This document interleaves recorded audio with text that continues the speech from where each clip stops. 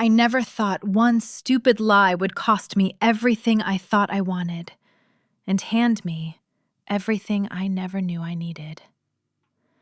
It started the way most disasters start, with panic, with my ex-boyfriend's smug face, with my mouth moving faster than my brain could catch up, and with the most dangerous woman in the city standing 2 feet behind me, close enough that I could feel the cold off her like she carried winter inside her chest. I said it without thinking. She's my girlfriend. 3 words. That was all it took. And the look on Marcus's face when Elena Vasquez stepped up beside me, her hand finding the small of my back like it had always lived there, like she had always been mine and I had always been hers, was almost worth what came after. Almost. But that was just the beginning, and I had absolutely no idea what I had just done. Chapter 1. The Lie That Started Everything. I had been avoiding Marcus Chen for 6 weeks. 6 weeks since he showed up at my apartment with a box of my things and a speech he had clearly rehearsed. Something about how we wanted different things and how he needed someone who matched his energy and how he really hoped we could stay friends.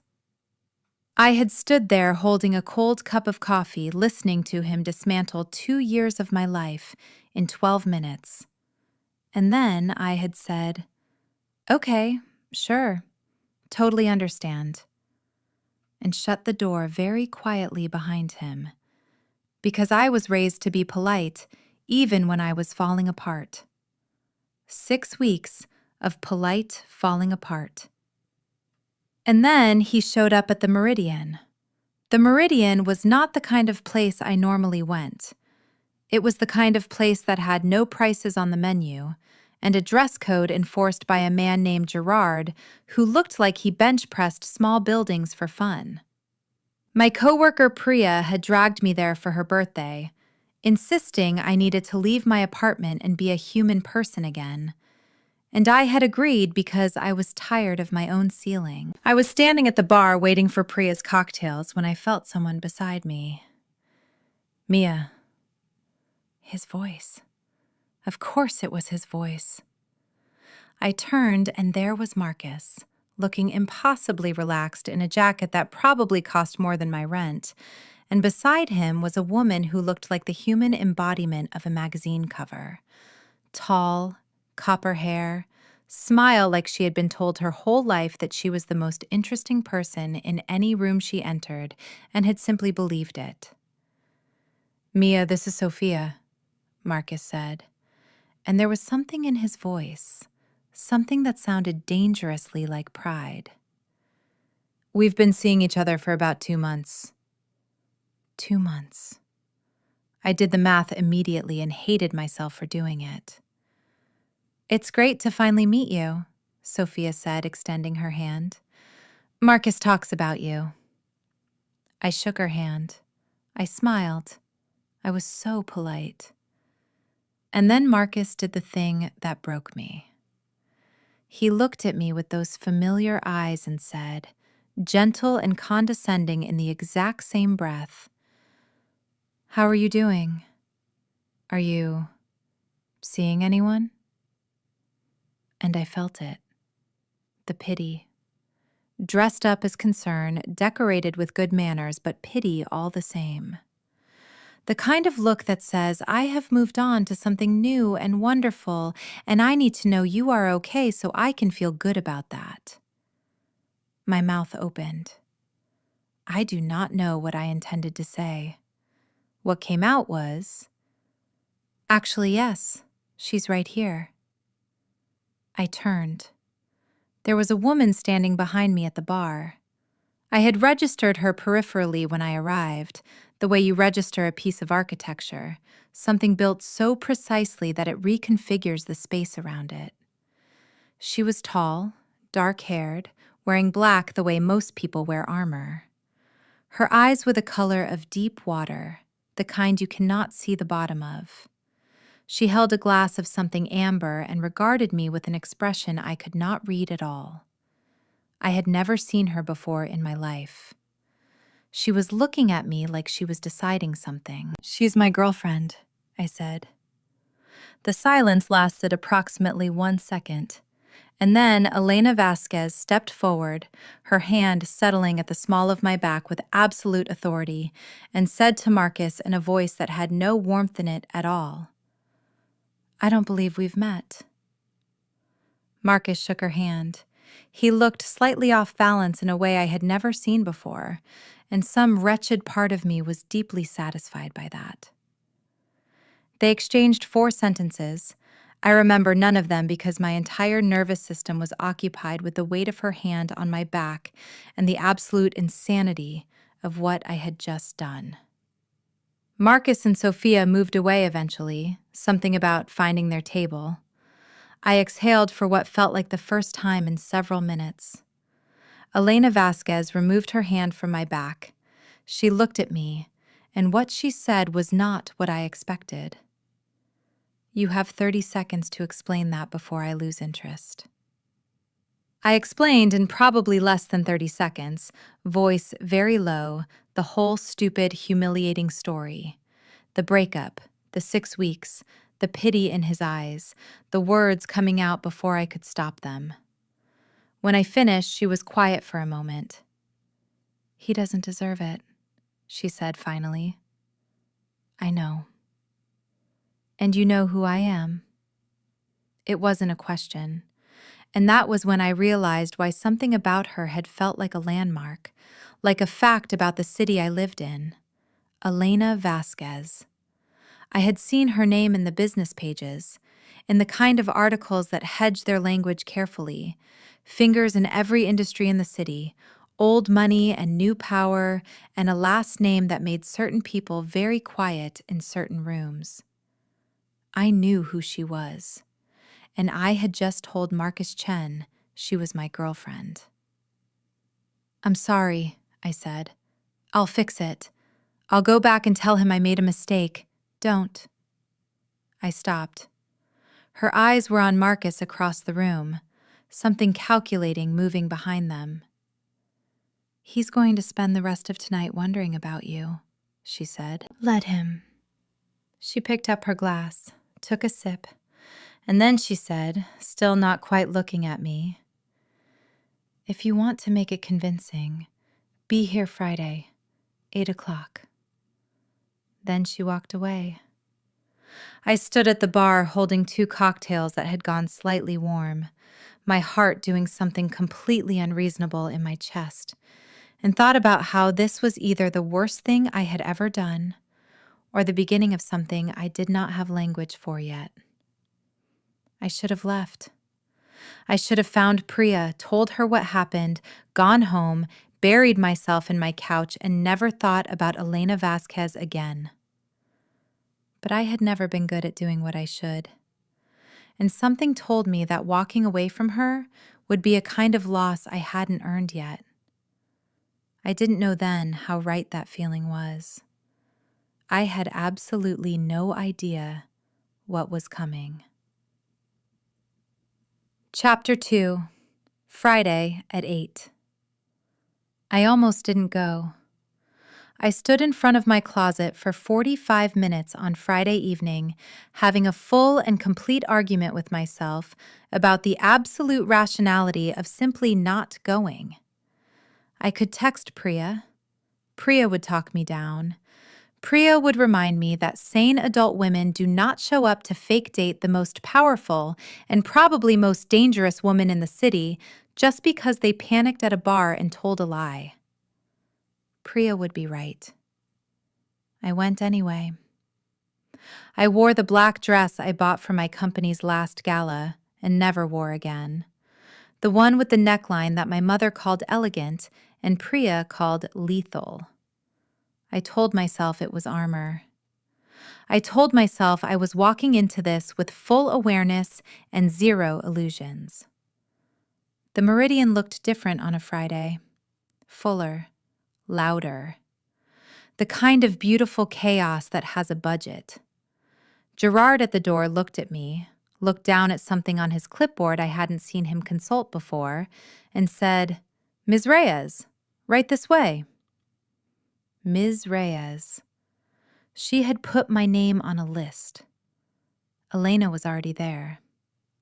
A corner booth, the kind that is less a table and more a small private room, curved leather and low light, and a view of the whole floor.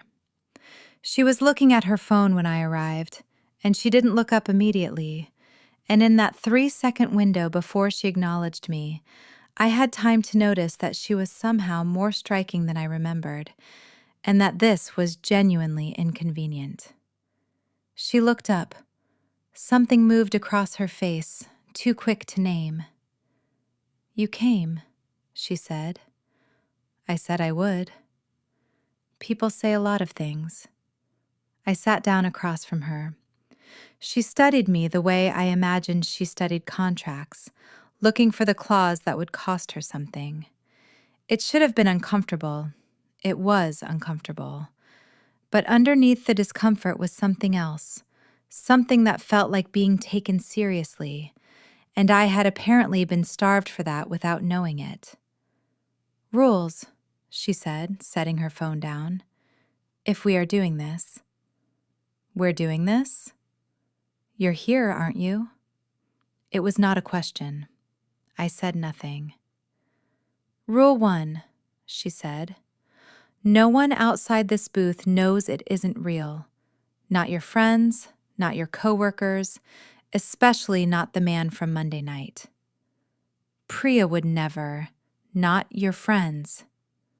I closed my mouth. "Rule 2, public appearances when I need them. My world is full of people who pay attention to who is beside me and what it means. You being there says something. I need control over what it says." "What does it say?"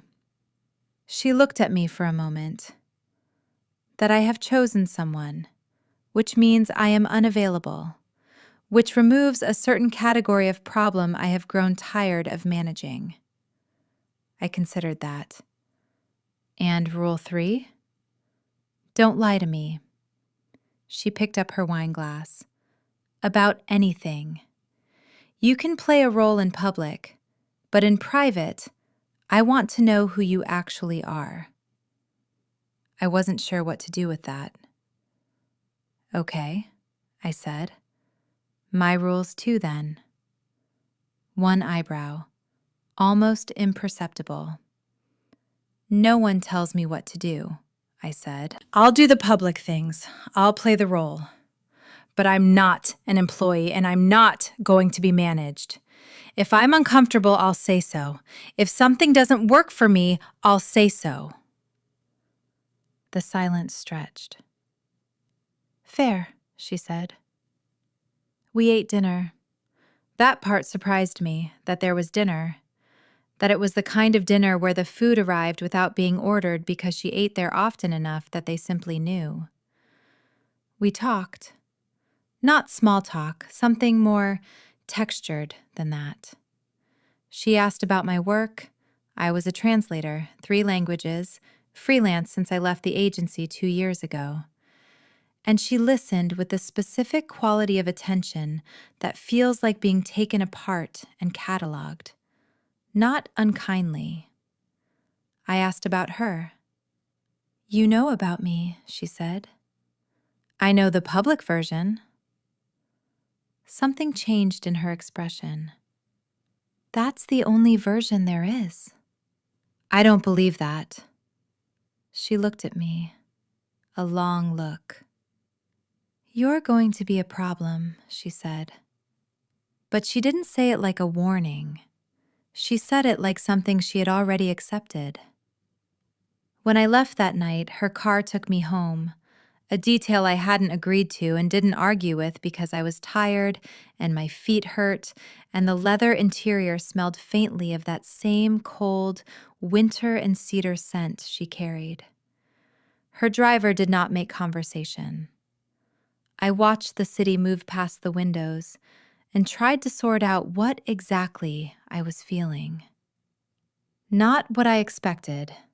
That was all I could confirm. When I got inside, my phone buzzed. A number I didn't have saved. One word, no punctuation. Saturday. I stared at it for a while. Then I saved the number. Then I went to sleep smiling, which I told myself meant absolutely nothing at all. I was already so wrong. Chapter 3. Her World. Saturday turned out to mean a charity gala for a children's hospital foundation, where Elena was apparently a primary donor. The kind of event that had ice sculptures and string quartets and enough old money in one room to fund a small country. I wore borrowed Priya earrings and the same black dress and spent 20 minutes before the car arrived telling myself I was calm. I was not calm. She was waiting in the lobby of her building. Not the same building as the bar, a different one, residential, the kind with a marble entrance and a doorman who nodded at her like she was weather, something you acknowledged and stepped aside for. She wore deep navy, sharp and structured, and something small and involuntary happened in my chest when she turned and saw me. "You look," she started. "Don't," I said. She paused. "I was going to say appropriate." "Oh." I felt my face do something I hoped she didn't notice. "Thank you." She held out her arm. I took it. The gala was its own education. Elena moved through that room the way water moves through a landscape, finding every crack, every channel, every point of least resistance and using it. People came to her, not the other way. Important people, I could tell by the way the crowd shifted when they approached, by the way conversations around us quieted just slightly to listen. And I was beside her. Her hand found mine at some point during the first hour, not dramatically, just a quiet claiming, fingers lacing through mine while she spoke to a silver-haired man about a development project in the East Quarter. I focused on breathing normally. I focused on the gala, on the crystal glasses and the low lights and the string quartet playing something I should have recognized but couldn't name. I was very aware of her thumb moving slowly across my knuckles. At some point, she leaned close to say something about the man we were about to speak to, context I needed, and her breath was warm against my temple, and I understood then, with a clarity that was almost inconvenient, that I was in significant trouble. Because this was supposed to be simple. This was supposed to be uncomplicated. She pulled back enough to look at me and said quietly, "You're doing well." "I'm terrified," I said honestly. "I know." And then, so quietly I almost missed it, "So am I." I looked at her. She had already looked away. Smooth, controlled, like the words hadn't happened, but they had happened. And I held them all the way through the rest of the gala, through the car ride home, through the door of my apartment, and into the quiet of my own space. So am I. Elena Vasquez was afraid of something, and she had told me. I had no idea what to do with a woman like her being afraid. I had no idea what to do with the fact that finding out made her feel more real to me than anyone had in a very long time. What I knew was this: something had shifted, and I couldn't shift it back. I wasn't sure I wanted to. Chapter 4. Cracks. 3 weeks in, and the lines were already blurring in ways I was pretending I didn't notice. She texted. Not about the arrangements, not about upcoming appearances. Just texts. A photo of a book she thought I'd find interesting. A question about something I'd mentioned at dinner. Once, at 11:30 on a Tuesday night, a single sentence. What do you know about 17th century Portuguese maritime trade routes? Because she had been reading something and hit a word she wanted to understand, and apparently I was the person she thought of. I knew a lot about 17th century Portuguese maritime trade routes. We talked for 2 hours. I told Priya none of this. Priya was not stupid. Priya had been watching me with the specific expression she wore when she was collecting evidence and waiting for me to reach my own conclusions. She asked no questions. She brought extra coffee to our Thursday lunches. She was, in the particular language of best friendship, being patient with me. The fourth official appearance was a dinner at a restaurant that was technically not open to the public, some private members situation with 6 tables and a chef who apparently cooked for 2 heads of state. Elena was meeting associates. Business, she'd told me. I'd said I'd be there. What she hadn't told me was that one of the associates would be a man named Dorian Park, who was very handsome and extremely interested in Elena, and who spent approximately the first 40 minutes of dinner making this interest quietly clear in the way of someone who considers themselves subtle but is not. I noticed. I also noticed the exact way Elena's jaw tightened fractionally each time he spoke to her. At some point during the 3rd course, Dorian said something about a resort in Monaco, a trip, a small group, how Elena should join them, directed at her exclusively in a way that made it clear the invitation did not extend to me. Elena opened her mouth. I put my hand over hers on the table. She went still. "We have plans that week," I said pleasantly to Dorian. "But thank you." Dorian looked at our hands, looked at my face, looked at Elena. Elena looked at me.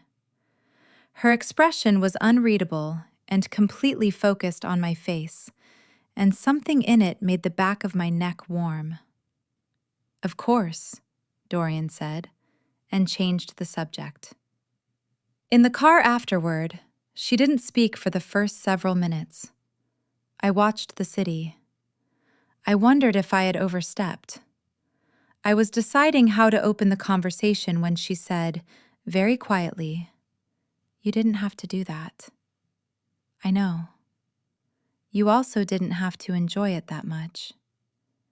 I looked at her. She was looking out her own window, but there was something in the line of her mouth that was almost a smile. "He was rude," I said. "He was. And you didn't want to go." "I didn't." "So." She was quiet for a moment. "Thank you," she said. And then, like she had to make room for it, like it cost something, "Mia." She had not said my name like that before, not with that particular weight. I turned back to my window. My heart was doing the thing it had been doing more and more frequently in her company, the thing I was actively not naming, and the city lights blurred slightly at the edges, and I thought about how I had walked into this with full awareness and 0 illusions. I had no awareness left. I was full of nothing but illusions about what this was. And the worst part, the part I couldn't outrun no matter how I arranged the logic of it, was that I didn't think they were illusions anymore. Something was coming. I could feel it the way you feel a storm before it breaks, and I had no idea if I was ready. Chapter 5. The Truth Underneath. It was her that broke first. I wouldn't have expected that. I had constructed Elena Vasquez in my mind as something that did not break, something that held its shape under pressure the way stone does. But that was before I knew about the migraines that made her close all the blinds in the middle of the afternoon. Before I knew she kept exactly 1 photo on her desk and turned it face down when she was in a bad mood. Before I knew, she had a sister she hadn't spoken to in 3 years over something she wouldn't name, and that this silence cost her something she also wouldn't name. I knew these things because 5 weeks in, she had stopped pretending she was only the public version. I didn't ask. She just told me, in pieces. The way you let water out of a dam, controlled, just enough that the pressure doesn't build to breaking, not realizing that you've already started the flood. It was a Sunday. I had come over because she'd texted something about a translation question, a document for a European acquisition, Italian legal language that was giving her team trouble. I came over, I helped. We sat on her terrace with the city 40 floors below, and she poured wine and didn't go back inside. She told me about her father. She told me how the business had been built on his terms, and she had inherited the terms along with the business, and how she had spent 15 years making it hers instead, which meant 15 years of being harder than anyone expected and colder than she had started out being, and how somewhere in the process she had misplaced the difference between the armor and the person wearing it. She said this looking at the city. She did not look at me. "Why are you telling me this?" I said, and it wasn't quite a question. "Because you asked me what the private version was," she said, "first night at the bar. You said there wasn't one. I was wrong." A pause. "You're the first person in a long time who made me want to be wrong about that." The night was warm and the city lights were doing what they always did, turning ordinary air into something almost beautiful, and I looked at her profile and understood something I had been avoiding understanding. I was in love with her. Not falling, not approaching, already there, already completely, irreversibly there. I set my wine glass down. I turned toward her. "Elena." She turned, and whatever she saw in my face made something change in hers. The careful neutrality she wore like a second skin slipped, just fractionally, and underneath it was something open and searching and a little bit afraid. "This isn't fake," I said. A long moment. "I know," she said. "For me, it's not fake for me." Another moment. Her eyes were very dark in the low light. "Mia." My name in her voice, careful. "I don't know how to do this, whatever this is." "Neither do I. I'm not easy.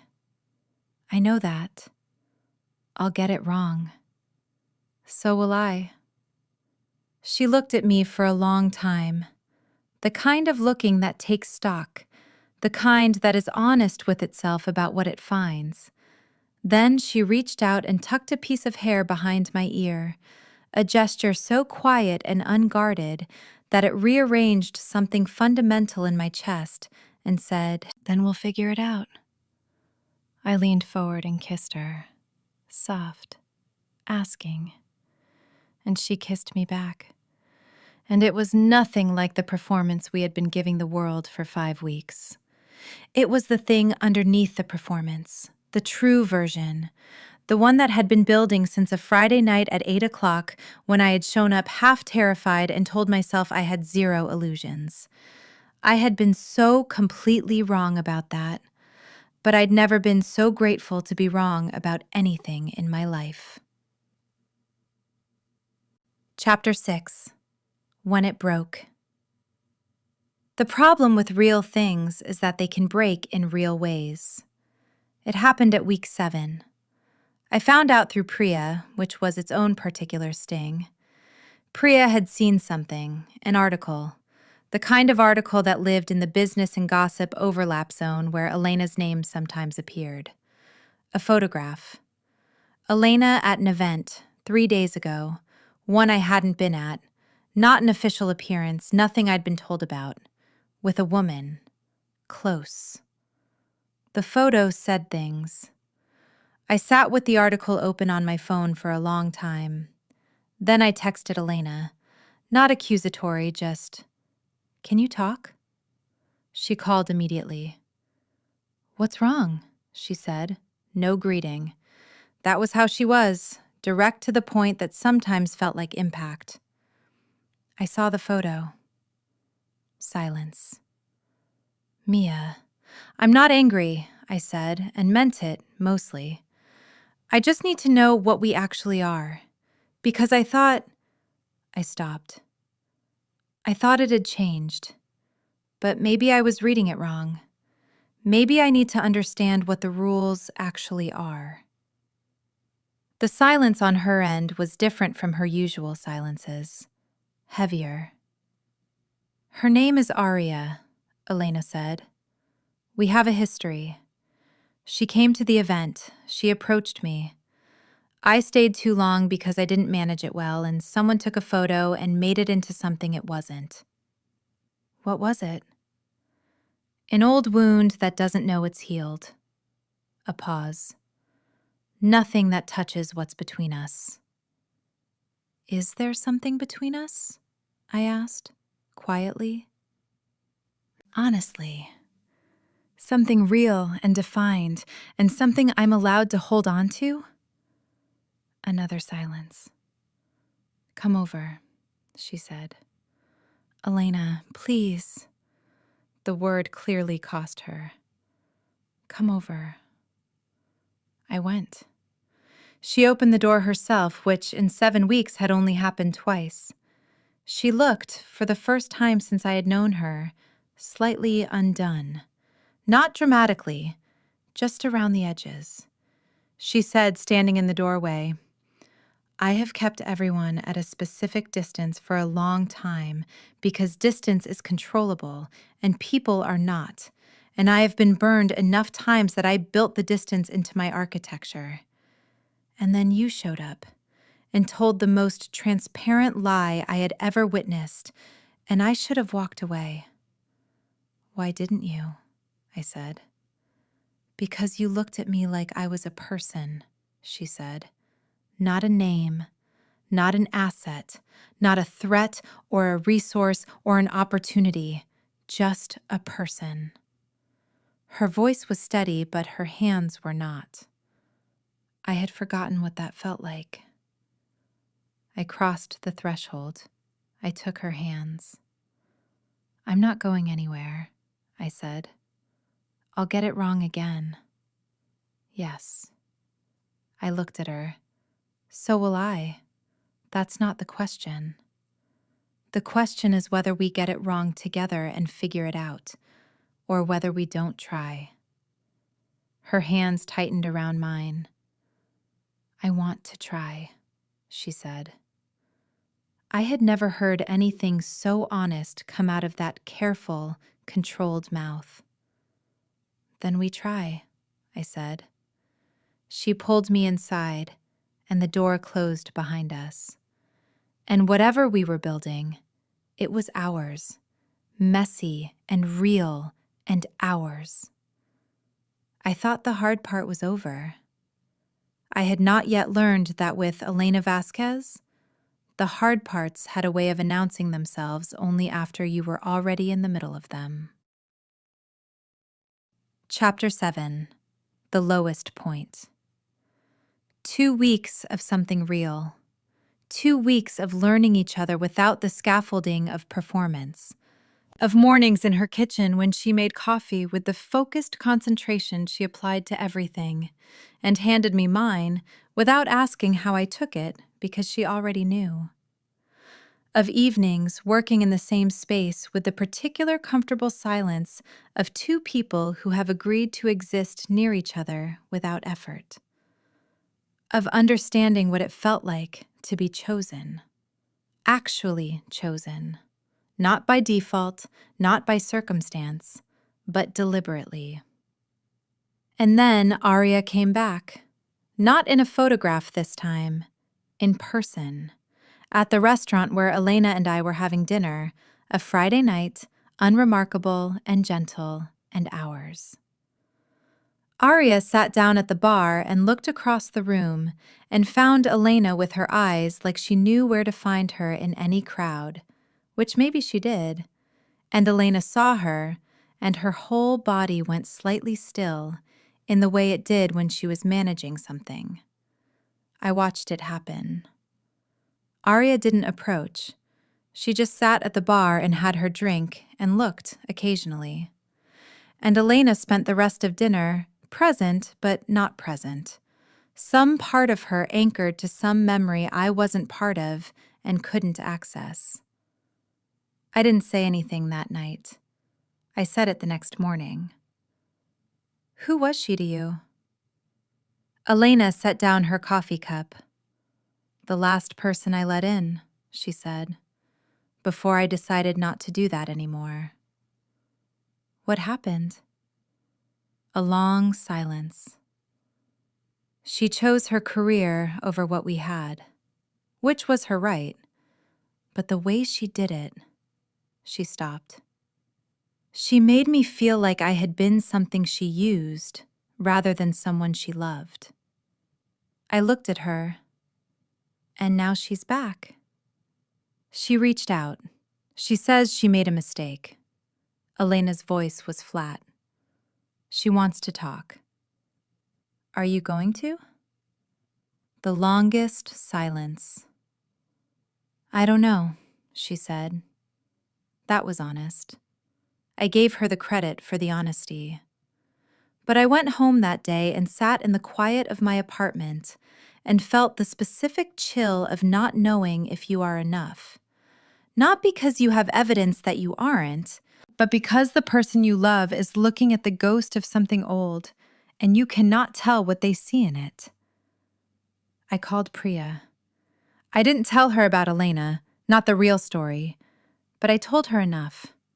That I was scared, that I had let myself care more than I'd planned, that I didn't know how to hold on to something without gripping so hard it broke. Priya said, "The question isn't whether she'll choose the ghost.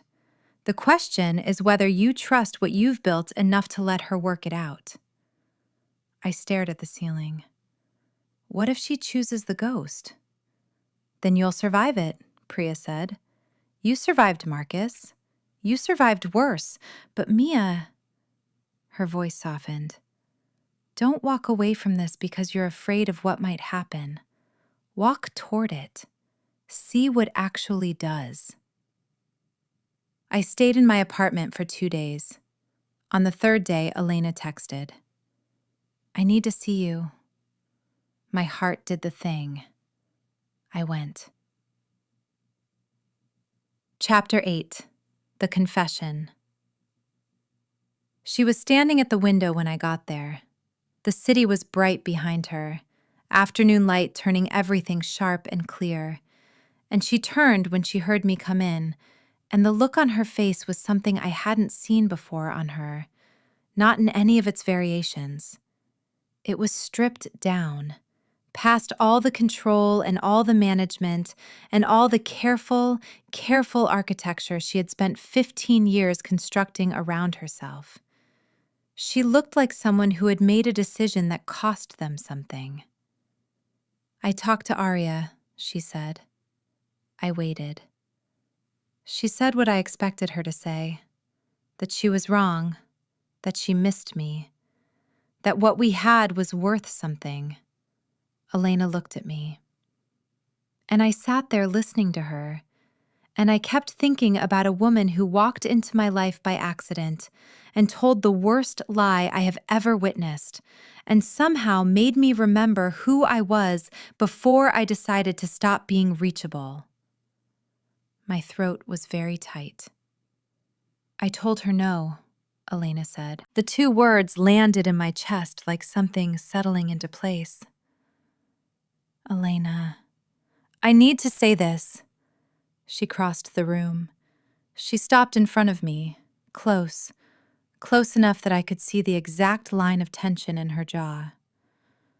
I have spent a very long time being controlled and precise and in charge of every variable, And you have spent 2 months completely refusing to behave like a variable. You say what you mean. You push back. You show up and you see me, and you don't let me disappear into the role I play for everyone else. She reached up and took my face in her hands. I don't know how to do this perfectly, she said. I'm going to get it wrong. I know, I said. But I want to do it. I want to do it with you. For real. No more arrangement, no more performance, just this. I covered her hands with mine. Just this, I said. She kissed me. Not like the first time, which had been careful and questioning. This was something decided, something that had moved past the question stage entirely and arrived at the part where you already know the answer, and you are simply finally saying it out loud with everything you have. When we pulled apart, she rested her forehead against mine and said, very quietly, with a breath in her voice that I had never heard before, I think I've been falling in love with you since that first Friday, when you walked in and sat down and told me you had rules.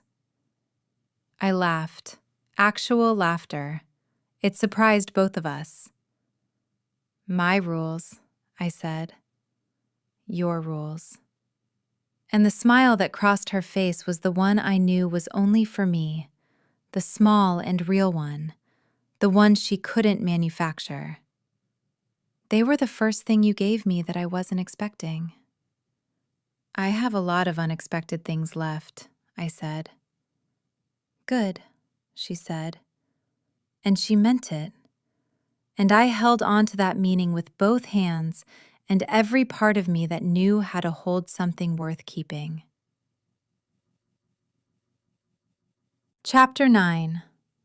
What We Became. Priya found out on a Tuesday.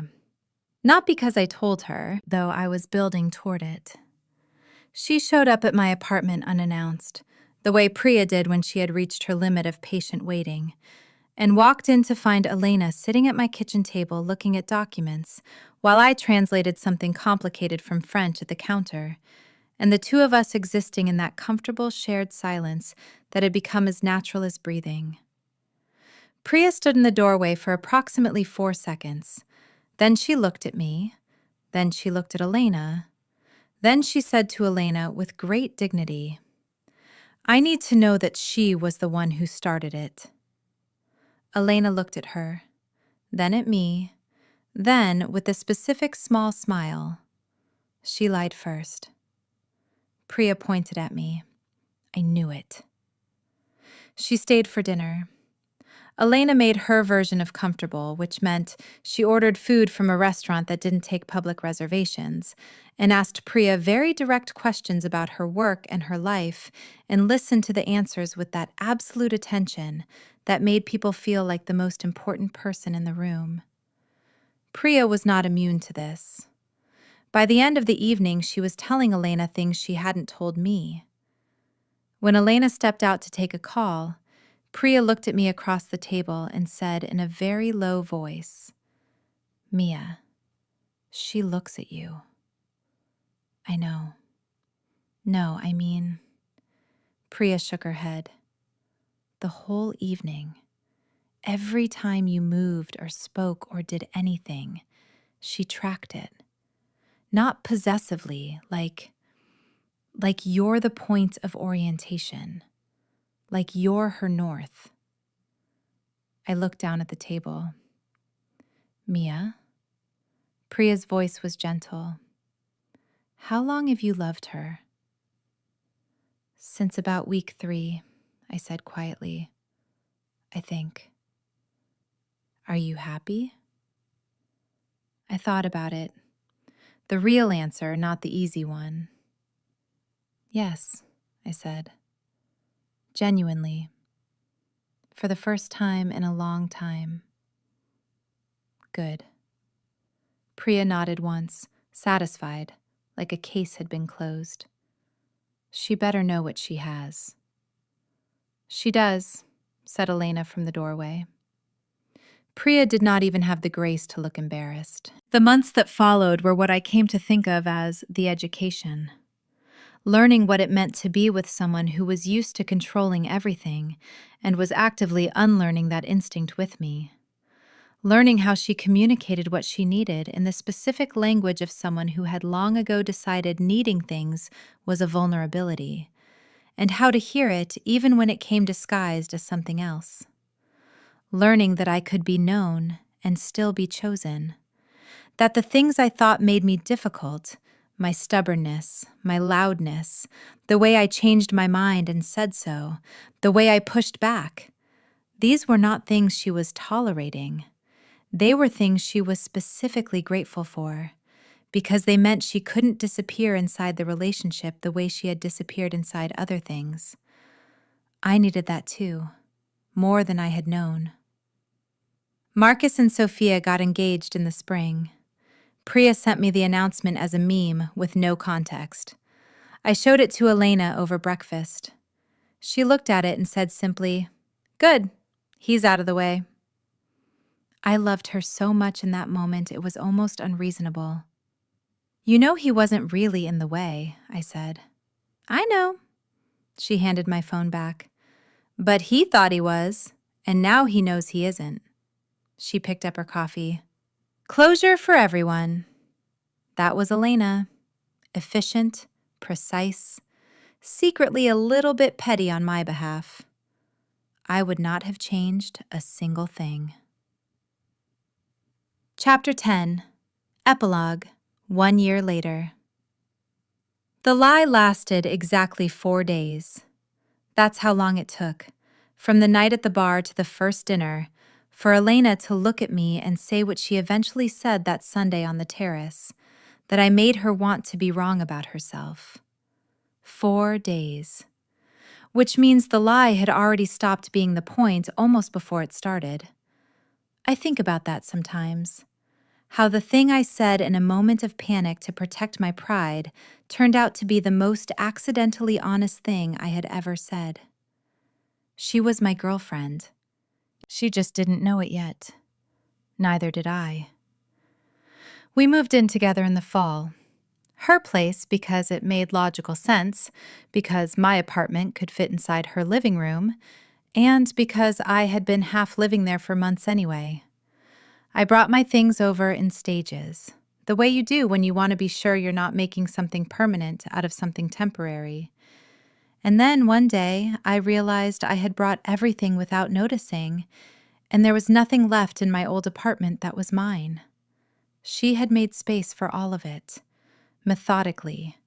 A drawer here, a shelf there, a place for the particular mess that comes with being a person who works in multiple languages simultaneously and collects dictionaries the way other people collect regrets.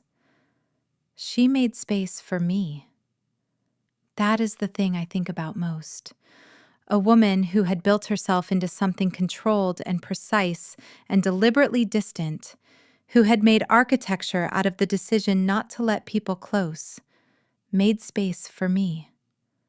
Not because I was easy, because I was worth it. She told me so, once, in the specific, understated way she said the things that mattered. A Saturday morning, coffee, the city doing its permanent bright sprawl below the windows. She said, not looking up from what she was reading, "I'm glad you were a bad liar." I said, "I wasn't that bad." She looked up, the smile, mine, only ever mine. "You were terrible," she said. "It was the most obvious lie I have ever been told. I saw it in your face before the words were out." I stared at her. "Then why did you play along?" She went back to her reading. "Because," she said, calm, like it was obvious, like it was the simplest thing in the world. "I wanted to see what you would do." I threw a pillow at her. She caught it without looking. And I sat there in the particular light of a Saturday morning, in the home we had made together, in the life I had not planned and could not have imagined, with the woman I had lied my way into loving and been telling nothing but the truth to ever since.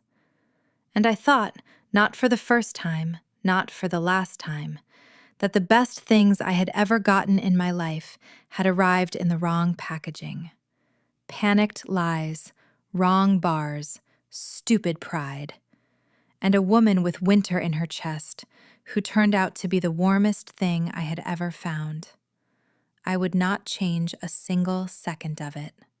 Not one.